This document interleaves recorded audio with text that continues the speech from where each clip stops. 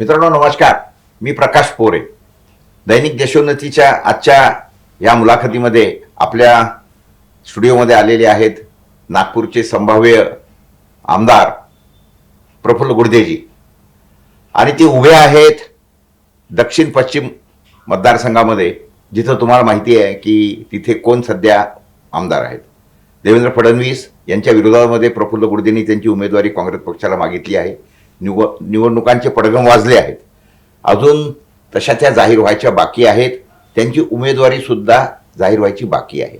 परंतु आज नागपूरमध्ये आपण गेला तर प्रत्येक कान्याकोपऱ्यामध्ये आपल्याला त्यांचे होर्डिंग दिसतील, त्यांचं काम दिसेल, आणि त्या दृष्टिकोनातून त्यांचं जे काही याच्यापर्यंतचं बॅकग्राऊंड आहे हे सर्व नागपूरकरांना सुपरिचित असं आहे.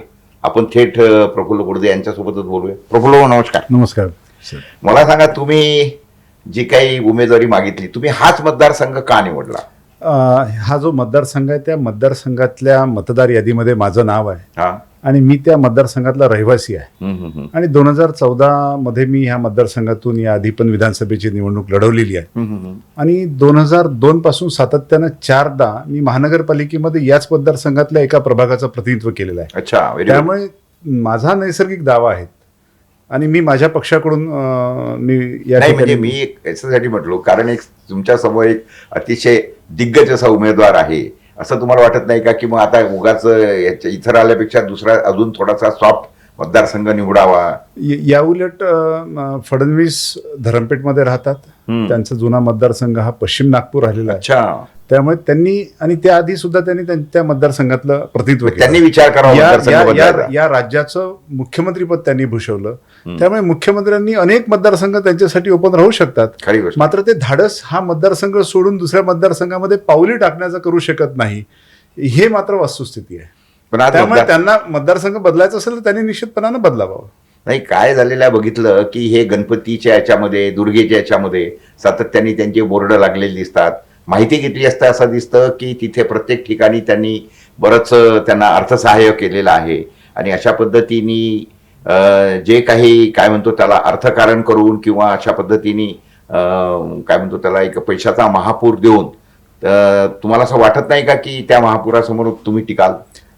त्यांच्याकडं तो पैशाच्या महापुराशिवाय दुसरा मुद्दा लोकांपुढे घेऊन जाण्यासाठी काही शिल्लक नाही. नाही. असं कसं म्हणतात, मी सगळीकडे ते देवाभाऊचे बोर्ड लागलेले आहेत मोठे ते मोठे. देवेंद्रजी, ते देवाभाऊ, हा जो बदल आहे, हा जो प्रवास आहे, तो जमिनी जे वास्तविकता आहे, त्यामुळे त्यांना तो देवाभाऊ हे ब्रँडिंग करावं लागलं.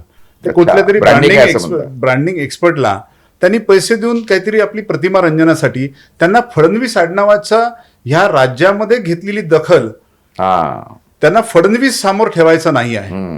कारण फडणवीस जर ठेवलं तर ते वेगळं, त्याच्या अपभ्रंश पण अनेक पद्धतीनं होऊ शकतात.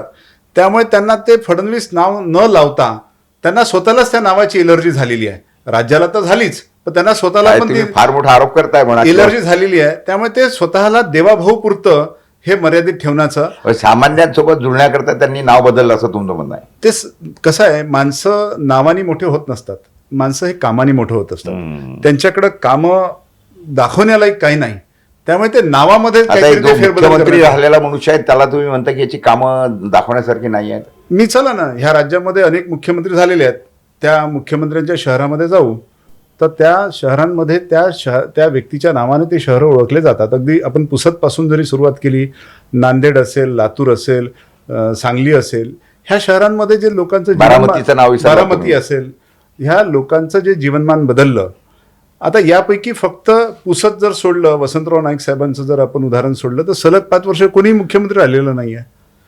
यांना ते भाग्य लाभलं की ह्या महाराष्ट्रासारख्या महत्त्वाच्या राज्याचं सलग 5 वर्ष मुख्यमंत्री राहिल्यानंतर आपल्या जिल्ह्यात तर सोडा, मतदारसंघामध्ये सुद्धा सांगता येईल असं एकही काम त्यांनी केलेलं नाही आहे. असं तुम्ही म्हणता, पण नागपूरमध्ये तर असे मेट्रो आली, अमुक आले, रस्ते आले वगैरे, हे त्यांनी ते निश्चित केलं पाहिजे की ते गडकरींना त्याचं श्रेय जाते की फडणवीसांना श्रेय जाते. एकाच कामाचे 2 बाप कसे राहू शकतात?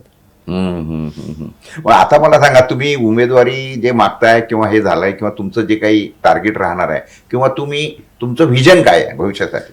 नाही, कसं आहे की मी लोकशाही, डेमोक्रेसी मानणारा माणूस आहे, आणि संविधानिक मूल्यांवरती माझं राजकारण आहे. त्यामुळे आपण जे म्हटलं की पैशाच्या महापुरासमोर तुम्ही कसे टिकणार आहात, तर ही लढाई पैशाची नाहीच, त्यांच्या पैशापुढे मी टिकूच शकत नाही. धनसत्ता विरुद्ध जनसत्ता. त्यामुळे डेमोक्रेसीमध्ये कुठलाही व्यक्ती महत्वाचा किंवा मोठा राहत नाही. तर डेमोक्रेसीमध्ये फक्त आणि फक्त लोक मोठे असतात आणि लोकांच्या पाठबळावरती, पाठिंब्यावरती मी ही निवडणूक लढतोय. आपण ज्या पद्धतीनं सांगितलं की गणपती मंडळानं दुर्गादेवी मंडळामध्ये मोठ्या प्रमाणामध्ये त्यांना पैशाचा वापर करावा लागतो आहे. फक्त धार्मिक विषयावरती लोकांना मनोरंजनामध्ये घेऊन जाणे, आता लाडली बहीण आणि ते भांडे वाटप याशिवाय त्यांचं काम काय आहे? आता बहुजनांचा योद्धा, अहो बहुजनांचा सत्यानाश करून ठेवला तुम्ही 10 वर्षामध्ये. बहुजनांच्या ज्या योजना आहेत, त्यांचे जे न्याय हक्क अधिकार आहे, संविधानिक अधिकार आहे, ते संपुष्टात आणले. सरकारी नोकऱ्या संपवल्या, संपूर्ण व्यवस्थेचं खाजगीकरण करून टाकलं. आज शिक्षण, आरोग्य ह्या व्यवस्थेमध्ये भरडलेला गेलेला बहुजन आहे. त्यांच्या हिताच्या कुठल्याही त्यांच्या गोष्टी नाही आहे. आता निवडणुकीच्या पार्श्वभूमीवर आपण नवीन नवीन घोषणा करतात आहे आणि ह्या 8 दिवसामध्ये त्या घोषणा पूर्णत्वास येणार नाही. त्यानंतर तुमचं सरकार सुद्धा राहील की नाही याबद्दल आजच मी सकाळी एक रील पाहिली, त्याच्यामध्ये जो देवाभाऊ बोलता है वो करता है, जो नहीं बोलता है वो भी करता है. देवाभाऊनं लग्नच करायला नको होतं. अच्छा, जो बोलता है वो करता है. तर देवाभाऊंनी तर जोपर्यंत विदर्भ वेगळा होणार नाही तोपर्यंत मी लग्न करणार नाही अशी घोषणा केली होती. देवाभाऊंनी लग्न का केलं हा माझा प्रश्न. तसंच मग यांनी हेही म्हटलं होतं की सोयाबीनला आम्ही 6,000 भाव देऊ, हे 2013ला त्यांनी म्हटलं होतं. आता त्यांना रील्स, तुम्हाला सांगतो, त्यांना ब्रँडिंग एक्सपर्ट त्यांनी हायर केलेला आहे आणि ह्या ब्रँडिंग एक्सपर्टच्या माध्यमातून हे ब्रँडिंग करून राहिलेलं आहे. आता हिरोइझम काहीतरी लोकांपुढे घेऊन जावं लागेल ना, काहीतरी नवीन, तर हिरोइझम घेऊन जाण्याचा ते प्रयत्न करून राहिलेले आहे. एक प्रतिमा, आर्टिफिशियल प्रतिमा निर्माण करून त्यांना लोकांपुढे जायचं आहे. कामाच्या बळावर त्यांना लोकांपुढे जायचं नाही. म्हणून मग तुमचं म्हणणं आहे की लाडकी बहीण वगैरे अशा योजनावरून पैसा जनतेचा फेकायचा, करदात्यांचा पैसा. एक प्रकारे लाडली बहिणींच्या निमित्तानं 1,500 रुपये द्यायचे आणि दुसरीकडं वेगवेगळ्या माध्यमातून विविध करांच्या माध्यमातून पैसा त्यांच्या हातातून काढून घ्यायचा. आज इलेक्ट्रिकचं बिल जर आपण बघितलं तर सामान्य कुटुंबामध्ये 2 रूमच्या घरामध्ये आज 3,000 आणि 4,000 रुपये इलेक्ट्रिकचं बिल येऊन राहिलेलं आहे. पिण्याच्या पाण्याचं बिल 1,000 रुपये येत आहे. तुम्ही खायचं तेल, सिलेंडर, ह्या जीवनोपयोगी ज्या वस्तू आहेत त्याच्या ज्या किमती वाढलेल्या आहेत. आज आरोग्य सुविधा काय? शासनाच्या कुठल्याही आरोग्य सुविधा नाही आहे. आज सध्या साथीचे आजार आहेत, चिकनगुनिया आणि हे सगळे ताप, ह्याच्यामध्ये शासनाची यंत्रणा कोलॅप्स झालेली आहे. मेडिकलची अवस्था काय? ज्या शहराचा आमदार 5 वर्ष सलग मुख्यमंत्री, विरोधी पक्षनेत्यासारख्या संविधानिक पदावर जबाबदारी, विरोधी पक्षनेत्याचा पण एक शब्द असतो सरकारमध्ये, उपमुख्यमंत्री, ताकदवर नेता, ज्याला केंद्र सरकारचं पाठबळ आहे प्रचंड, त्या माणसाचं मेडिकलची अवस्था बघा. त्यांच्या मतदारसंघाच्या बाउंड्रीवर आहे आणि संपूर्ण खाजगीकरण करून राहिलेलं आहे सगळ्या व्यवस्थेचं. एक विद्यापीठ नवीन तयार केलेलं नाही आहे. शाळा वगैरे हे ते आणि बाकीचं नागपूरमध्ये कन्स्ट्रक्शन वगैरे तर बरंच चाललंय. कुठलं कन्स्ट्रक्शन? खाजगी बिल्डिंग वगैरे हे ते. खाजगी बिल्डिंग आता तुम्ही लंडन स्ट्रीट बघा ना, पूर्ण प्रायव्हेटाईज करून टाकलं, विकतायत. तर मला आता अजून एक सांगा की सध्याच्या घडीला जी काही शेतकऱ्यांची आणि देशाची, राज्याची अवस्था आहे, जवळपास 12 शेतकरी आज विदर्भामध्ये आत्महत्या करतायत.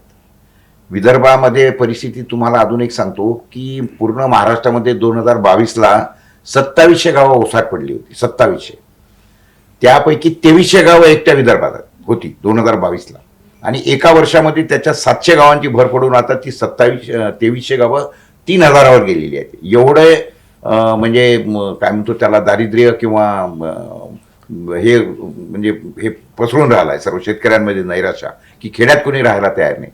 तर तुमचं काय म्हणणं आहे की या सगळ्या संदर्भामध्ये सरकारचं काय चुकलं आहे असं वाटतं?